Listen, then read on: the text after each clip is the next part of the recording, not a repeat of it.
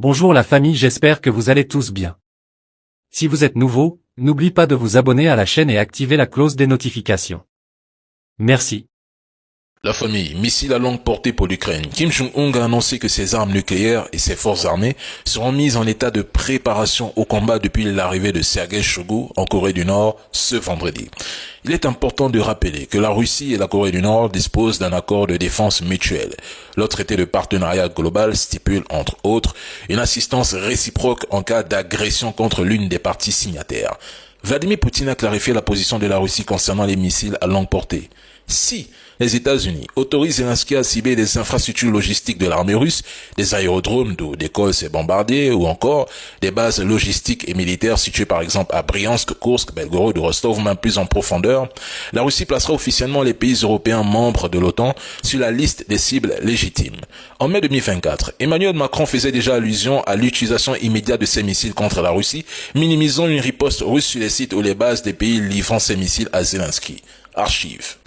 Donc nous, on reste exactement dans le même cadre. On pense qu'on doit leur permettre de neutraliser les sites militaires d'où sont tirés les missiles, et au fond les sites militaires depuis lesquels l'Ukraine est agressée.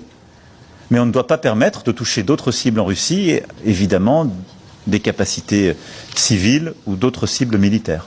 En fait, si ces missiles sont lancés, des missiles à longue portée anglo-français ou américains pourraient également être utilisés. Et c'est l'Europe occidentale qui serait à portée de tir en cas de riposte russe.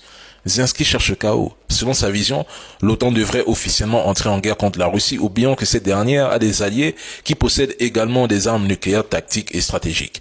C'est son objectif depuis 2022. Il demande à l'OTAN de lever toutes les restrictions sur les frappes en territoire russe. Les Américains, craignant une escalade, cherchent à limiter la portée des attaques. Bon, attendons de voir si Joe Biden acceptera l'utilisation de missiles à longue portée et de quelle manière, car jusqu'à présent, aucune décision n'a été prise. Ils exigent de Zelensky qu'il présente un plan et une stratégie détaillée pour frapper la Russie. Comment compte-t-il s'y prendre et quelles seraient les cibles potentielles?